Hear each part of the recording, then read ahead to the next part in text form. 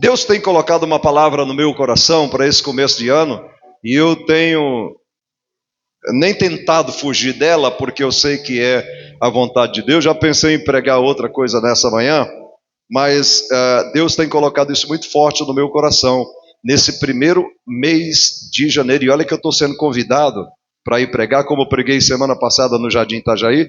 Foram comigo Adriano, Bolinha, Diana e Karine, e nós estivemos ali num culto onde eles estão fazendo aquela série de cultos que eles gostam de chamar de campanha, que várias igrejas estão fazendo, que é 12 dias de clamor por 12 meses de bênção. É isso. Até porque todo mundo quer bênção, né? E estou com convites ainda para esse mês, para pregar em outras igrejas, dentro do mesmo tema. E a mensagem que Deus colocou no meu coração para este começo de ano é uma mensagem que ela chama-nos na responsabilidade daquilo que nós temos que fazer, né? Porque entenda uma coisa, nós cristãos evangélicos brasileiros, nós começamos sendo evangelizados pelos americanos, que vieram nos evangelizar a partir dos ingleses e principalmente americanos, que chegaram no Brasil para nos evangelizar. E eles chegaram no Brasil também como quem estava chegando numa aldeia de índio, de gente muito carente, e eles traziam de graça a Bíblia, eles traziam de graça roupas. Eu ainda me lembro da Visão Mundial mandando fardos e fardos de roupa para o Nordeste. É tanto que chegavam umas roupas de frio lá, que se a gente vestisse aquilo, a gente derretia dentro, né? Então, nós somos assim, sendo muito ensinados de certa forma, de que Deus faz tudo.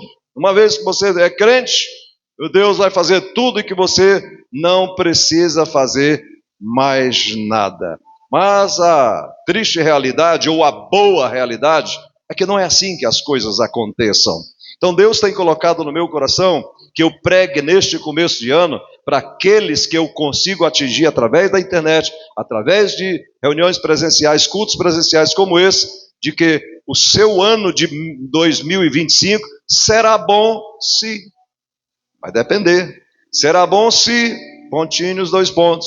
Vai depender do que você fizer. Nós temos que ter a consciência que existe uma lei da semeadura.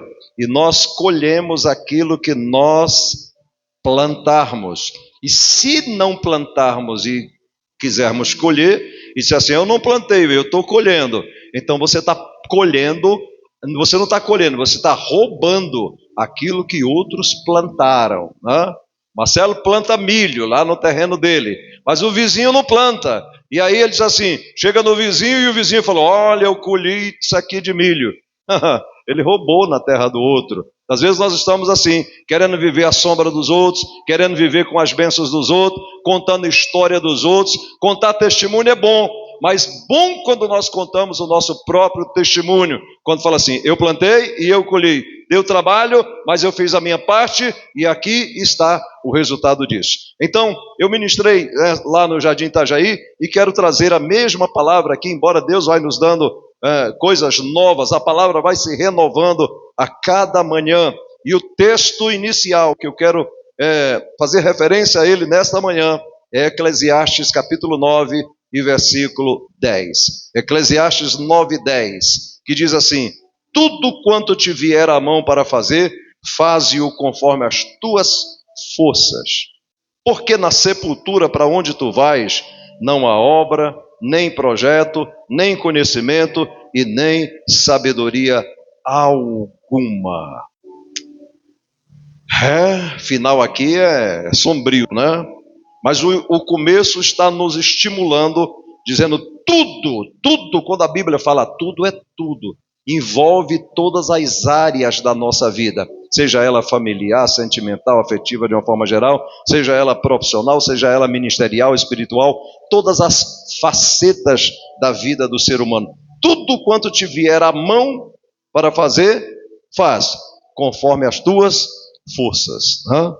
Não é na força do outro, é de conforme as tuas forças.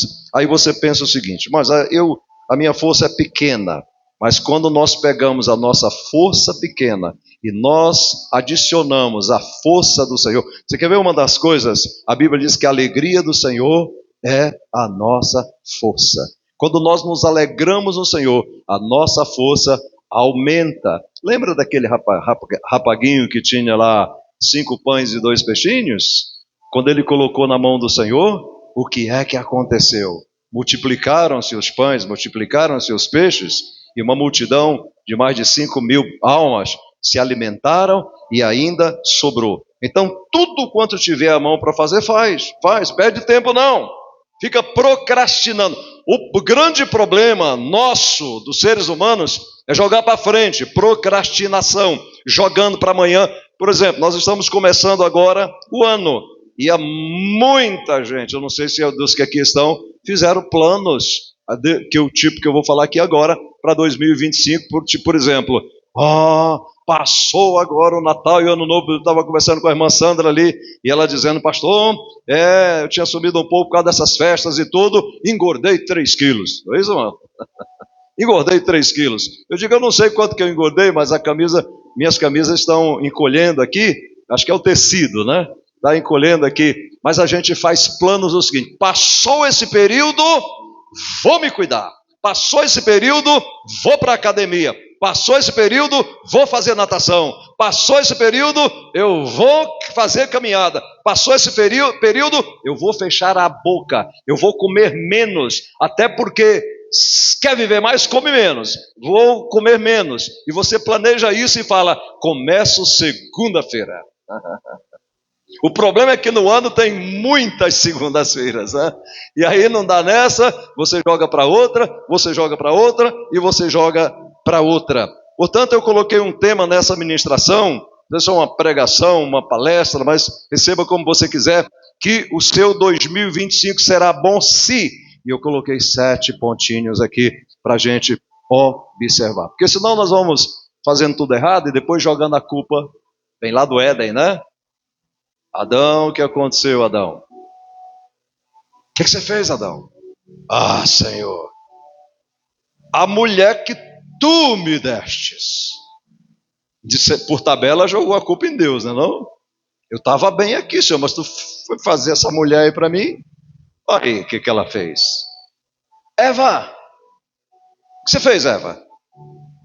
A serpente, Senhor. Então vem de lá, né? Vem de lá.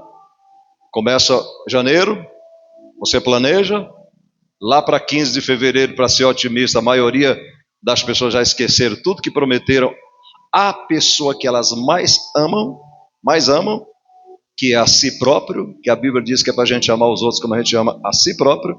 Você não prometeu para o marido, a esposa, que por mais que você ame, para seu pai, para sua mãe, para seu filho, para o seu vizinho, então, você prometeu para você. Eu gosto de fazer você pensar nessas coisas. Você é a pessoa que você mais tem que gostar. E aqui não entra egoísmo, e nem narcisismo, que é apaixonado por si próprio. Aqui entra cuidar do templo, do corpo, que é o templo do Espírito Santo. Você prometeu para você. Mas é interessante que muitas vezes nós nos preocupamos com o barulhinho da roda do carro, né? Nós nos preocupamos com o escapamento que furou um pouquinho, mas nós não nos preocupamos conosco, ok? Esse é um dos detalhes.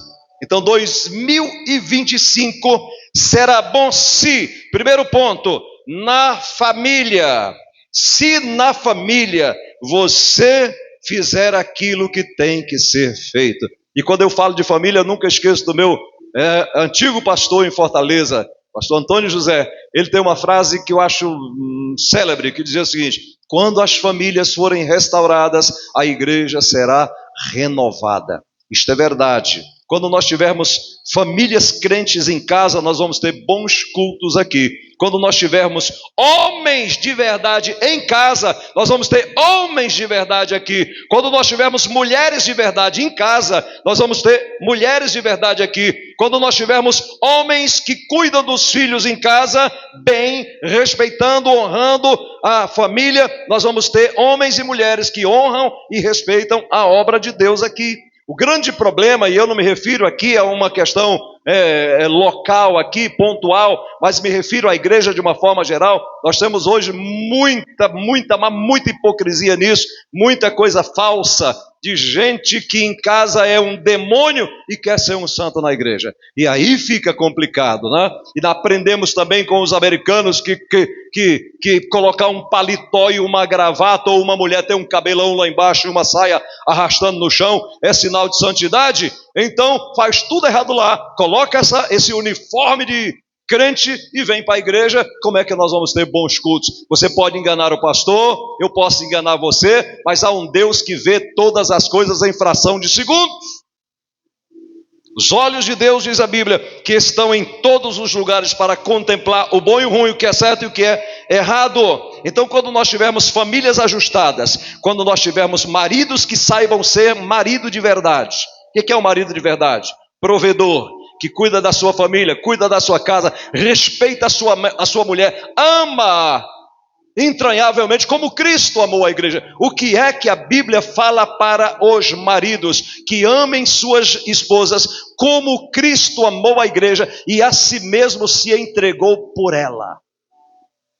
Maridos que defendam a sua mulher a ponto de pôr a vida em risco, se preciso for. E ao contrário, e do outro lado, mulheres que honrem seus maridos, que cuidem de suas casas.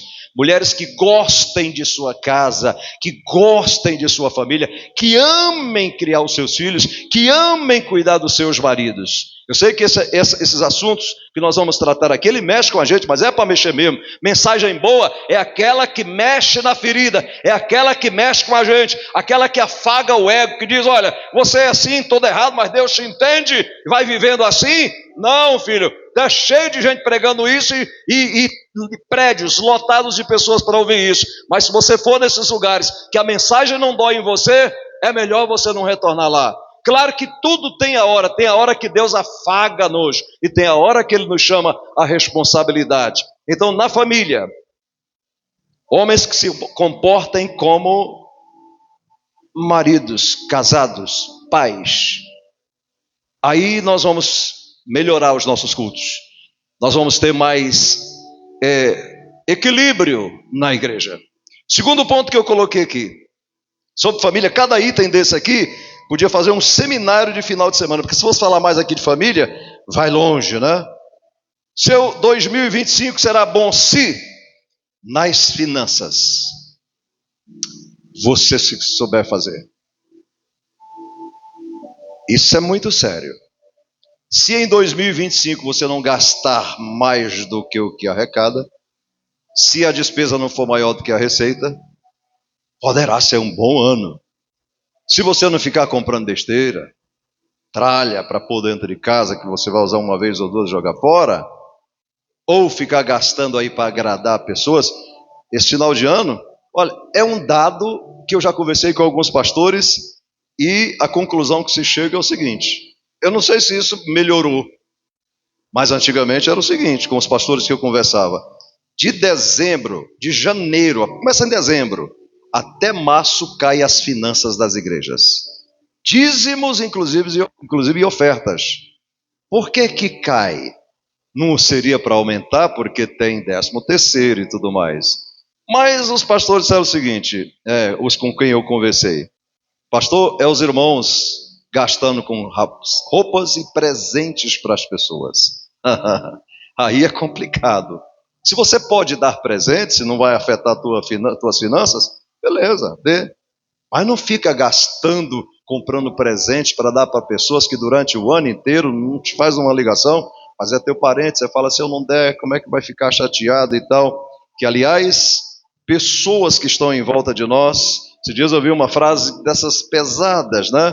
Que diz o seguinte, quando você morrer, parentes e amigos viajarão quilômetros para enterrar você, mas enquanto você está vivo, às vezes eles não atravessam a rua para te dar um abraço. Essa é a triste realidade, ok? Então, nas finanças, equilibre suas finanças, gaste de acordo com suas posses, porque senão, aí depois você vem para a igreja cheio de problemas, cheio de dívida, e vai dizer: pastor, o diabo está furioso comigo, está furioso. Igual aquela história do camarada que chegou na igreja, estava perturbado, e aí os irmãos foram orar por ele, e ele perturbado, e enfim, aí o pastor, achando que era demônio, colocou a mão na cabeça dele, e lá no Ceará tem um termo: desaloja, significa sai, né? E o pastor colocou e disse assim: desaloja, e ele começou: Marabras, Magazine Luiza, Extra, era todo lugar que ele estava devendo, gente que gastou demais. Vamos para o terceiro ponto. Seu 2025 será bom se no ministério você fizer aquilo que Deus chamou você para fazer, tá? Se você estiver no centro da vontade de Deus, cada um na vocação que foi chamado. Você é músico, é cantor, é pregador, é intercessor, então se aplique nisso com excelência, para que a bênção do Senhor esteja sobre você, porque caso contrário, Jeremias 48:10, é um versículo que ninguém gosta muito dele. Todo mundo gosta de Salmo 23, todo mundo gosta de Salmo 91, todo mundo gosta de, principalmente esses dois, João 3:16, mas Jeremias 48:10, ninguém cita muito e não é muito querido. Mas o que é que está lá em Jeremias 48:10? Maldito todo aquele que fizer a obra do Senhor relaxadamente. Em algumas traduções diz fraudulosamente, que roube o que é do Senhor, roube o tempo que é do Senhor, roube a atividade que Deus deu, os talentos que Deus te deu.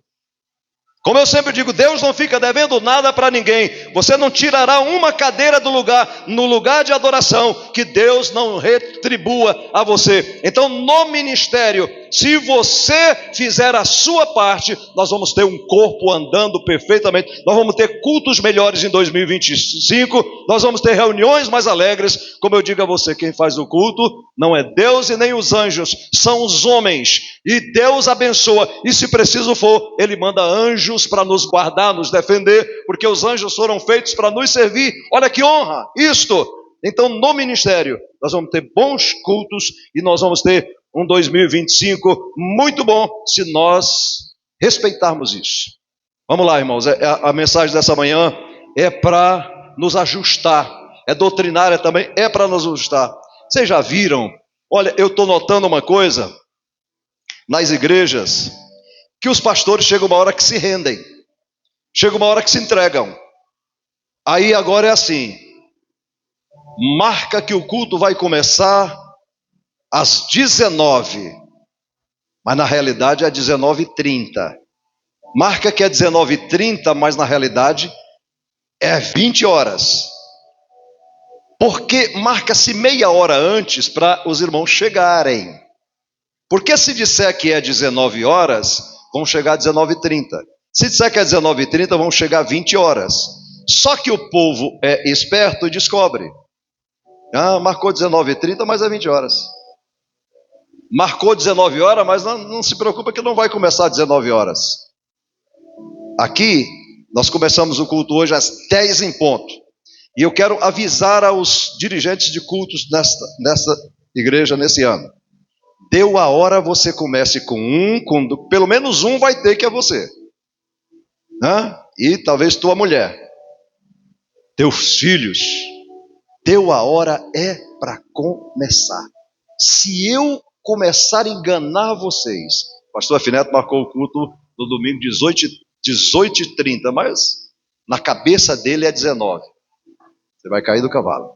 Você vai chegar e você vai ter meia hora a menos de culto. E eu vou dizer a você uma coisa: quando você começa já com o culto andando, enfim. E outra coisa que eu vou pedir a você: Se você chegar atrasado no culto, não cumprimente ninguém. Entre caladinho, cabeça baixa. Se quiser dobrar o joelho para orar, você ore e ore rápido. Porque às vezes o irmão chega atrasado e sai cumprimentando um e outro, abraçando um e outro, atrapalhando. Então, no ministério, se fizermos aquilo que é para ser feito, nós vamos crescer. Nós vamos ter bons cultos. Pastor, então, o pastor está falando isso e agora se eu me atrasar eu não venho. Tudo há exceção da regra, né? Pode ser que você se atrase por algum motivo. Você se atrase por acontecer alguma coisa, vai sair o pneu do carro, estava furado. Geralmente os que mais se atrasam são os que moram mais perto da igreja. Porque conta com isso. Não estou dizendo tipo o Adriano, Bolinha, que atravessou a rua, está aqui. Mas os que moram mais pertinho, eu sei que tem que vir de carro. Ok. Os que moram longe, a pastora Silvia morava no Grajaú, era uma das primeiras que chegaram. Então veja só, porque fala assim, vamos logo, se programa, não é isso? Mas mora perto, aí vem o pneu furou, e aí? Perdeu o trem, perdeu o ônibus. Então no ministério, se você corrigir essas coisas, meu irmão, você vai ter um ano de 2025 bom. Quarto ponto, na vida pessoal / saúde. Olha o que está em 3 João, no capítulo 1, versículo 2. Amado, desejo que te vá bem em todas as coisas e que tenha saúde, assim como bem vai a tua alma. E Paulo, escrevendo à igreja de Tessalônica, no capítulo 5, versículo 23, ele diz: e o mesmo Deus de paz vos santifique em tudo e em todo o vosso espírito e alma e corpo sejam plenamente conservados, irrepreensíveis para a vinda de nosso Senhor Jesus Cristo. Amém? Vamos lá, na vida pessoal, nós estamos no quarto ponto, na vida pessoal / saúde. É uma questão de inteligência, irmãos. Eu sei que nessa hora o assunto é chato, porque ele mexe com a gente. Eu falava muito no começo, a gente falou, amor, não fala muito sobre isso. Eu quero só dar uma pincelada, mas olha, cuida do teu corpo, cuidado com o que você come, né? Porque crente tem uma facilidade de jogar a culpa no diabo, né? Demoniza tudo ou santifica tudo. Eu como tudo errado, pastor, a semana inteira, faz uma bagunça, o meu estômago que se vire para separar tudo e Deus é que se vire para não deixar eu ficar doente. Deixa eu dizer a você uma coisa, irmão, o corpo perfeito que Deus fez, a máquina perfeita que Deus fez, é quase impossível que ela fique doente com tantas células de defesa que nós temos, mas mesmo assim, a maioria que fica doente é por mau uso do corpo, é pelo que come errado, é pelo que bebe errado, é pelas porcarias gostosas que come, porque a maioria das porcarias são gostosas. São gostosas. Claro que um final de semana, o dia do pé na jaca, não gosto de chamar dia do lixo, ninguém come lixo, mas o dia do pé da jaca, a gente exagera um pouquinho. Mas de 10 anos para cá, quando eu e o Jeane mudamos um pouco, melhoramos. Ultimamente a gente anda relaxando, aí a gente puxa de novo ali a cordinha do bom senso, enfim, para parar com isso. Mas a gente talvez colhemos maus frutos até hoje. Me lembro de uma coisa que era muito gostosa, acho que eu já falei aqui, né? Que era a tal da vaca preta. Meu Deus, que gostoso. Eu não gosto de falar isso, porque senão vocês vão fazer, né? Se eu falar aqui, talvez um bocado aqui vai fazer isso hoje. Mas eu vou falar, se você fizer, a responsabilidade é sua. Quando estava calor em São Paulo, eu passava numa sorveteria, comprava um potão de sorvete de creme. Não faça isso em casa, hein? Um copão de sorvete de creme e 2 litros de Coca-Cola, e a gente misturava a Coca-Cola no sorvete de creme, e a gente comia aquilo tudo, sorvete com Coca-Cola. Pense numa porcaria gostosa, né? Mas faça um exame depois para você ver a glicemia. Veja como é que está depois, como é que vai ficar o seu corpo. Então, nessas horas, há um ditado aí no mundo que diz que o peixe morre pela boca. Você não é peixe, você é ovelha, você é ser humano. Morrer pela boca. Então, na vida pessoal, se cuidar, perder peso, isso é importante para que você possa viver mais, brincar com os teus filhos, com os teus netos. Como é que faz isso? Claro que tem pessoas que têm um metabolismo que é difícil por causa de tireoide, por causa de uma série de coisas, mas faça o máximo que você puder para você viver uma qualidade de vida melhor. Olha lá, camisa encolheu aqui, mas já já ela volta ao normal. Como? Caminhando, nadando, andando de bicicleta, fazendo alguma coisa para queimar calorias, irmãos. Enche o bucho, como eu disse na minha terra, e vai dormir. Claro que você vai ter problemas com isso. Então, na vida pessoal, cuidar do teu cabelo, cuidar da tua roupa. Por isso que crente aqui não anda rasgado, todo esculepado. Não, você é filho de Deus. Arrume seu cabelo do jeito que você gosta, sem exagero. Tudo com decência e ordem. Equilíbrio. E ande bonito, porque você é filho e filha de Deus. Então, na vida pessoal, se você cuidar disso e da sua saúde, você vai ter um 2025 muito bom, muito bom. Quando eu digo isso, eu sei que dói na alma da gente, porque no dia que eu ouvi, aquilo doeu na minha alma, de um grande médico falar isso. Ou você arranja tempo para cuidar da sua saúde, ou vai ter que arranjar, queira ou não queira, tempo para cuidar da sua doença. E depois não vai dizer, porque o diabo está furioso. Eu não sou advogado dele, mas a culpa, ele só se aproveita, né? Vamos lá para o nosso quinto ponto. Nos relacionamentos. Vocês estão captando a mensagem? Nos relacionamentos. 2025 poderá ser muito bom dependendo dos teus relacionamentos. Digas-me com quem anda que eu direi quem tu és, mas eu gosto de terminar mais assim. Digas-me com quem anda que eu direi aonde tu vais chegar. Por que adolescentes têm muitos problemas? Porque eles se relacionam com... O adolescente tem uma facilidade, né? É na escola, eles se relacionam com o grupinho. E o grupinho é um cego guiando o outro que vão cair ambos na mesma cova. Eles não têm maturidade, não querem ouvir os pais, não querem ouvir os mais velhos, não ouvem os professores, e aí se relaciona o grupinho ali. Só sai coisas que não edificam. Então, nos relacionamentos, cuidado. Há coisas que a gente não pôde escolher. Você não pôde escolher a mulher para ser tua mãe, você não pôde escolher o homem para ser teu pai, você não pôde escolher os filhos que você tem, foi Deus quem os deu, e Ele nunca erra. Agora você pode escolher os teus amigos. Esses Deus deixa você à vontade para você escolher. Você pode escolher com quem você se relaciona, os teus amigos. E se você escolher errado, nem amigos eles serão. Eles serão entre aspas, enquanto tiver uma chance de sugar alguma coisa de você.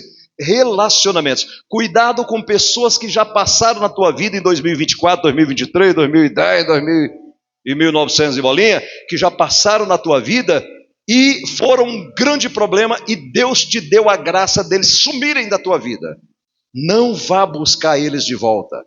Não busque eles de volta. Se Deus tirou da tua vida é porque era para tirar. Não busque de voltas. Ou até pessoas que foram importantes em algum momento da tua vida, mas eles já se foram. Então não busque de volta. Os relacionamentos são muito importantes. Você vai se parecer com quem você andar.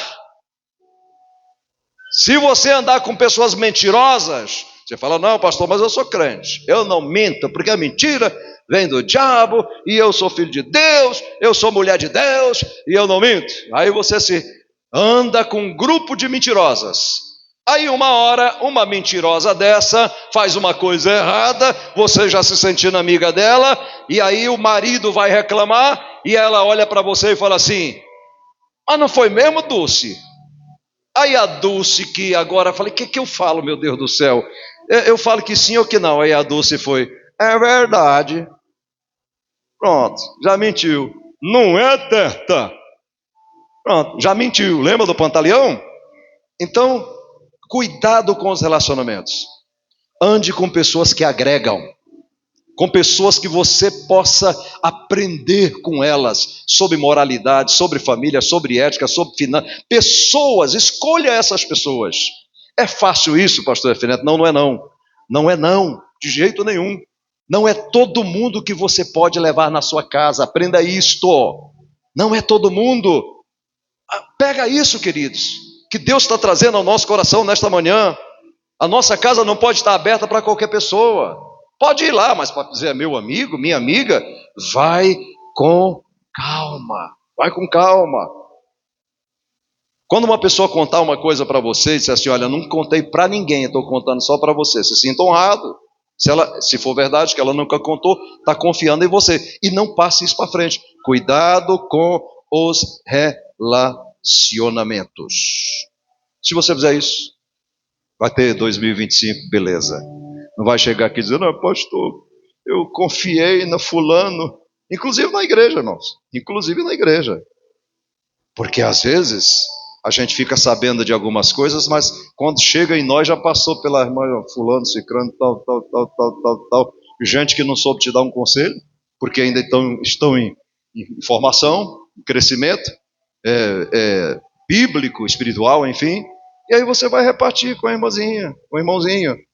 E aí, teve um caso aqui na igreja de um jovem que foi se aconselhar com uma pessoa que deu um conselho tão terrível para a pessoa que nenhum nem outro hoje estão aqui, os dois.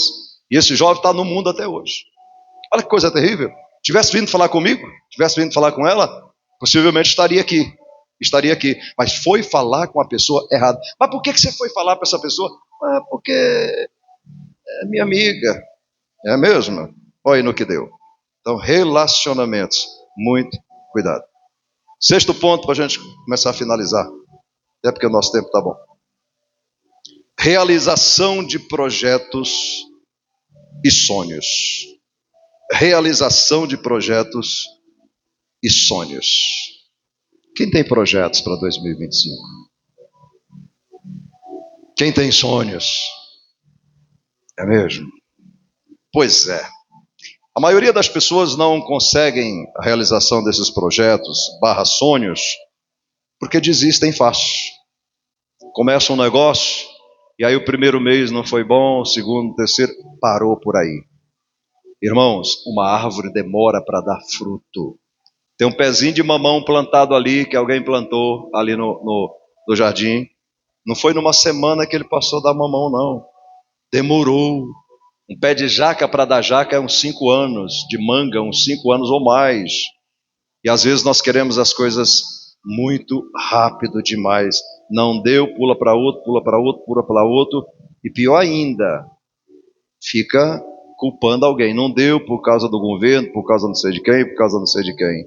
As coisas tem que ter tempo, inclusive nós, a partir de nós. Para nascer é pelo menos 7 meses, não é isso? O normal são 9 meses para a gente nascer. E quando a gente nasce, a gente não sabe fazer outra coisa a não ser mamar, chorar e fazer sujeira. É assim. A gente não sabe decidir nada, somos inocentes. E leva quanto tempo para a gente começar a aprender a saber que um A é um A e um B é um B? Leva alguns anos, não é assim? Até chegar na universidade, na faculdade, são 20 e tantos anos, ou pelo menos uns 21, 22 anos, para que se chegue lá. Então as coisas têm um tempo. Então quando você pensar em projetos, realização de projetos e sonhos, lembre que tem um tempo. As mulheres que fazem pães, bolos, colocam o fermento lá e tem que deixar a massa descansar, não é isso? Para que dê certo, tudo tem um tempo. Quando você apressa demais, não vai dar certo. Tudo tem um tempo certo. Eu falei do plantador de milho ali. Planta o milho, tem que esperar nascer, tem que esperar ele crescer, encher a espiga, amadurecer, secar, colher, ensacar, vender. Tudo tem um... Estou por dentro, hein? Acho que acertei, né? Tudo tem um processo. Então, enfrentamento aliás, realização dos projetos e sonhos. Começou? Está indo devagarinho? Minha empresa faz 10 anos agora, no dia 15 de janeiro, faz 10 anos que o site da Purilife entrou no ar. 10 anos. Nesses 10 anos, altos e baixos. Nesses 10 anos, vendeu mais, vendeu menos, veio a pandemia, caiu, enfim, está no novo normal. Se Deus quiser, em fase de ascensão de novo. É assim. Perseverar, irmãos. Perseverar. Ok? E o último ponto. Enfrentamento dos obstáculos. Tem que ter coragem. Tem que enfrentar. E eu vou citar 2 casos na Bíblia para você entender melhor.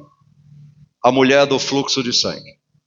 Ela tinha um problema e um obstáculo pela frente muito grande. Primeiro, o problema era terrível, porque 12 anos sangrando, estava pobre, gastou tudo com os médicos e nada resolvia.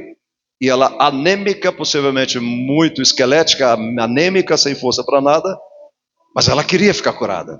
A gente quer, irmãos, querer o que é bom não é pecado, irmãos.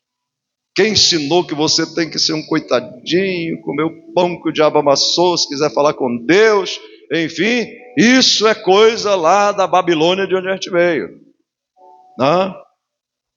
Aquela mulher tinha esse problema, mas ela ouve falar que Jesus ia passar. Só que é outro problema, obstáculo. Jesus era homem, e quem estava em volta dele era uma multidão de homens.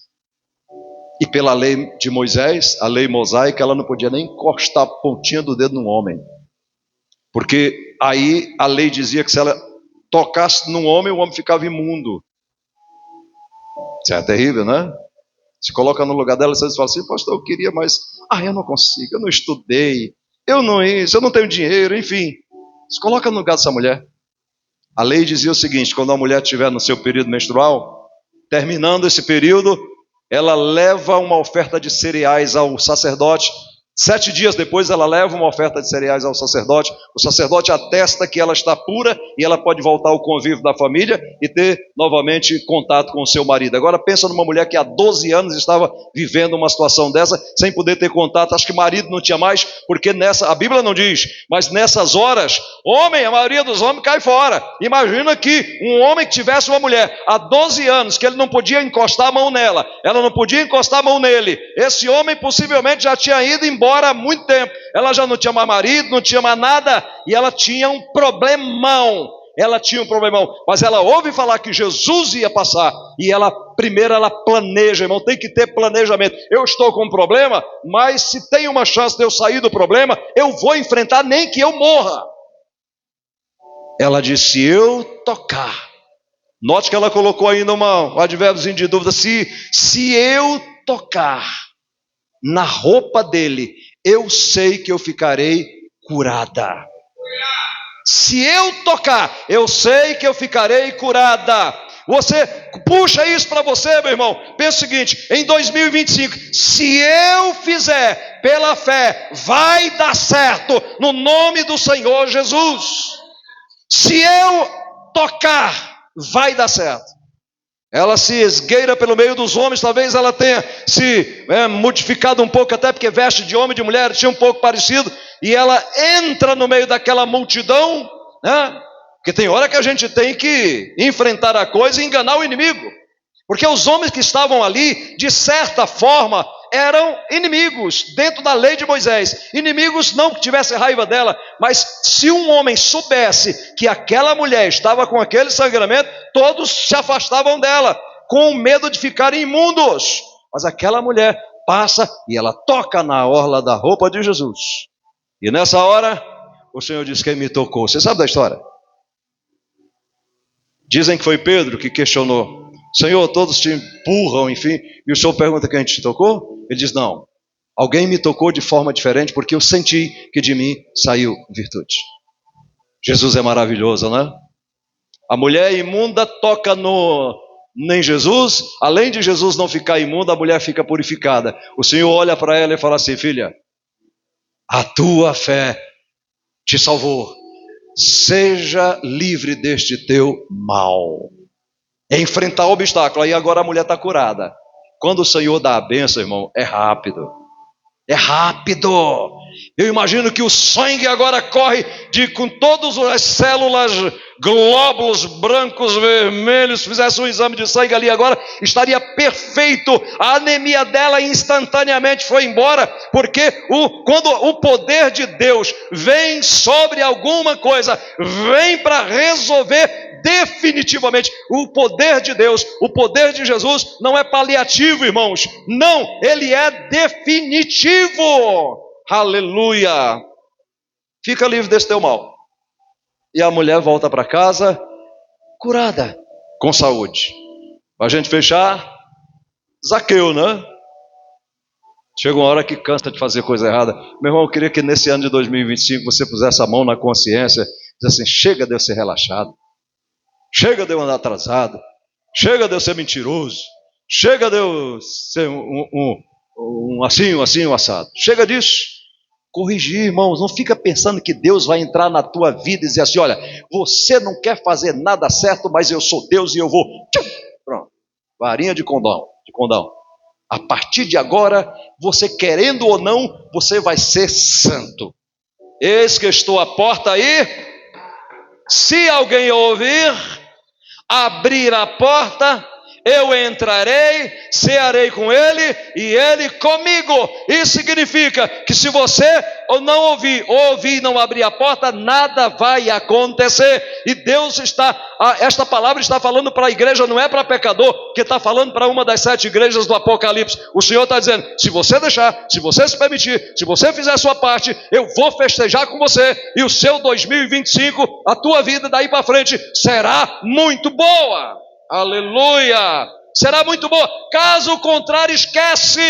Zaqueu era acusado de ladrão, coletor de imposto, cobrando, fraudando, enfim. Mas chega uma hora que ele diz: olha, eu já sou pequeno, eu sou um anãozinho, eu já tenho esse problema físico. Ainda todo mundo dizendo que eu sou ladrão, porque, olha, ladrão não gosta de ser chamado de ladrão, né? Não gosta.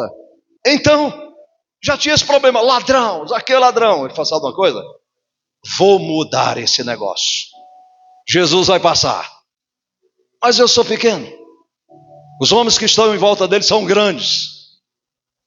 Como é que eu vou fazer? Ideias, irmãos. O mercado está difícil? Tá para quem mole. A vida é dura para quem mole. Só não ganha dinheiro quem não quer. Tem gente que tem preguiça de ter ideia. Sabe fazer um bolo, mas tem preguiça de fazer. Sabe consertar uma roupa, mas tem preguiça de fazer. Sabe fazer uma série de coisas, mas tem preguiça de fazer. Ideias, tem preguiça. Eu não vou ter ideia. Aí dormir o dia inteiro. Aí depois vai reclamar: eu estou numa igreja que eu acho que eu não estou. Essa igreja, eu não estou sendo abençoado nessa igreja. Aí, a síndrome de Adão e Eva. Acho que é o pastor, viu? O pastor está debaixo de maldição, sei lá. Vou mudar de igreja. Está vendo só as artimanhas malignas? Zaqueu. Já sei o que vou fazer. Olha que coisa, Jesus vai passar ali, lá tem uma figueira, sicômoro, uma figueira. Eu vou subir, eu vou escalar essa bendita dessa figueira. Imagina um anãozinho para subir, é fácil. O Lucas com as pernas desse tamanho, é fácil, né? Mas e o anãozinho para subir? É tudo mais difícil para anão, irmão, assim como é para criança. E para anão é pior, porque ele não é mais criança. O anãozinho subir, meu Deus do céu, mas ele sobe. E mais um detalhe: o Zaqueu subiu numa hora que ninguém estava vendo. Projetos. Aí o conselho que eu te dou: tem um projeto, não espalha antes. Porque se ninguém souber, não tem como atrapalhar. Porque se a Zaqueu tivesse: olha, eu estou pensando de subir naquela figueira, porque Jesus vai passar lá, e eu estou pensando, se ele saísse pesquisando a própria família, os primeiros que eu ia dizer para ele: você pirou? Zaqueu, viajou na maionese? Você não vai conseguir subir na figueira, rapaz, olha o teu tamanho. Mas possivelmente Zaqueu não disse para ninguém. Ele foi caladinho. Ele subiu na figueira. E quando ele está lá em cima, olha que honra, irmãos. Toda ação tem uma reação, né? E essa foi a melhor da vida dele. Quando ele está lá em cima, Jesus vem e olha para cima. Aleluia. Olha para cima. Quando você tem um projeto, enfrenta o obstáculo, o Senhor olha para você, meu amado. Se eu fosse você, eu diria glória a Deus por isso, né? Por isso que às vezes é bom pregar nas igrejas pentecostais, né?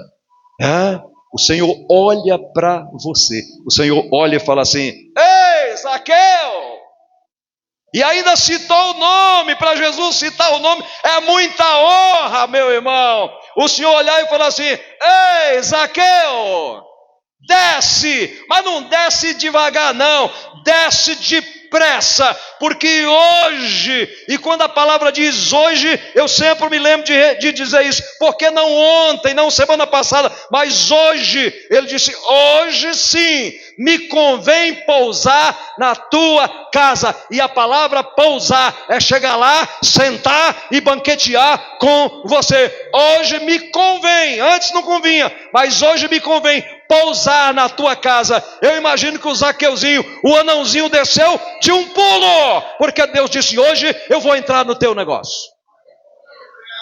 Aleluia.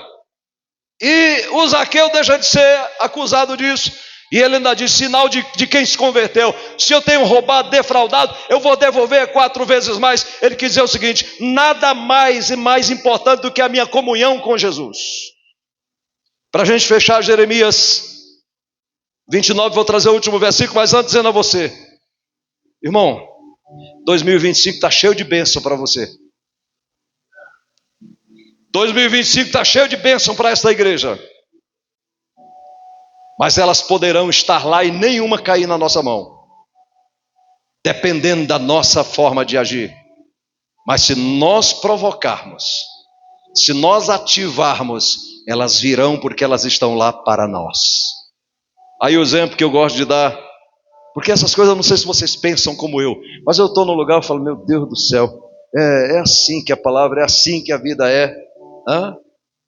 Quando eu fui no supermercado Pedreira ali, eles tinham mudado o banheiro do supermercado era muito bonito, chique e tal. Aí a gente que não tinha costume com aquilo, eu fiquei caçando o lugar de abrir olha só, caipira, né? O matuto, caçando o lugar de abrir a torneira para a água, para me lavar a mão. Eu digo, meu Deus, e agora? Aí eu digo, e agora? Quando eu coloquei a mão assim embaixo, a água caiu. Eu falei, que legal. Aí eu fui ver que tem um sensor, que quando eu coloco a minha mão, a água cai. Aí eu digo, muito legal. Fiquei brincando, tirava a mão, colocava de novo. Olha que legal. Aí, a mão de novo, e a água. Aí agora, para secar a mão. Aí eu digo, rapaz, está sem papel. Tinha uma pessoa de lá e falou assim, coloca a mão debaixo. Quando eu coloquei, saiu um ar quente. Eu fiquei brincando de novo. Tirava a mão, colocava. A água está lá para mim, para você, para todos que forem no supermercado. O ar está lá para todo mundo, mas ela só vai cair naqueles que ativarem, que colocarem a mão no sensor. A bênção está lá, a saúde é para nós, o dinheiro é para nós, a casa boa é para nós, o carro é para nós, a roupa boa é para nós, tudo é para nós. Tudo que Jesus conquistou na cruz é direito nosso, é nossa herança, mas o diabo faz tudo para você não tomar conhecimento disso e se comportar como mendigos do reino. E no reino não tem lugar para mendigos, tem lugar para príncipes e princesas. Quando nós colocamos a mão e nós ativamos pela fé, o milagre acontece, é para nós. Todas as pessoas que entrarem naquele banheiro, seja branco ou preto, rico ou pobre, magro ou gordo, seja lá quem for, que colocar a mão ali, a água cairá para todos, porque ativou a bênção. Você consegue entender isso, meu irmão? Aleluia! Se são contra a teologia da prosperidade, eu não concordo com a teologia da prosperidade no sentido de que eu só sou crente abençoado se eu tiver o carro mais caro da minha garagem. Não é isso não. Se eu morar na maior mansão, não, nada disso. Mas eu também não concordo com a teologia da miséria. Que se eu quiser ir para o céu, eu tenho que viver uma vida de miserável na terra. Deixa eu te falar, você não vai para o céu porque você mora numa mansão ou numa casa simples, porque você anda a pé, de ônibus ou no carrão, porque paga contas em dia, porque nada disso. Você vai se você nascer de novo, porque o preço foi pago lá na cruz através do sangue de Jesus. Você não vai pelo dízimo que você dá, pelas ofertas que você dá, jamais. Você vai pela graça, porque pela graça sois salvos, por meio da fé, e isto não vem de vocês, é um dom de Deus. E não vem das obras, para que ninguém diga eu sou tal, eu me glorie. Não. E fechando, um tapa na cara daqueles que dizem que tem que viver desse jeito.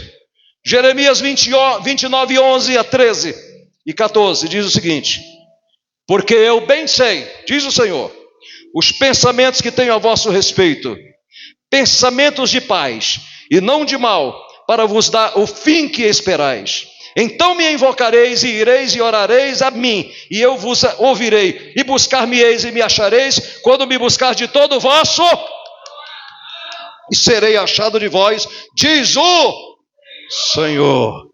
Aleluia.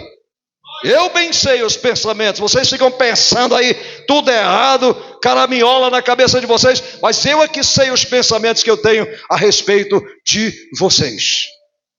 Agora, para fechar, faça a sua parte. Fazer tudo errado em 2025 vai ser o mesmo. Essa conta não vai bater. Alguma coisa errada não está certa. Essa conta não vai bater. Eu quero, vou a campo. Quero casar, vou a campo, vou me expor. É homem, se exponha. Arrume seu cabelo, se perfume, fale direito e vá a campo atrás de uma namorada para casar. É mulher? Se exponha. Quando eu digo que se exponha, entenda. Entenda. O seu corpo é para expor depois que casar. Desnudo. Depois que casar. E se você não fizer isso, aí tem problema. Mas se expõe no sentido de dizer, estou liberada na pista. Se exponha. Sorria. Que Deus abençoe, queridos. 2025 para você e para esta igreja será bom se. E eu espero que esse se, nos pontos que eu passei aqui, em todos eles, família, finança, ministério, vida pessoal, saúde, relacionamento, realização de projetos e sonhos e enfrentamento dos obstáculos, sejam seguidos. Se for, nós vamos terminar o ano, não vai caber de gente aqui dentro dessa igreja, gente abençoada, gente bem vestida, gente cheirosa, gente parando o carro ali para me orar pelo carro, gente casando, gente tendo filho, e aí nós vamos ter crentes, cultos alegres, festivos, maravilhosos. Deus abençoe, aplauda ao Senhor, a Ele seja a honra, a glória, o domínio e o louvor para todos sempre. Aleluia!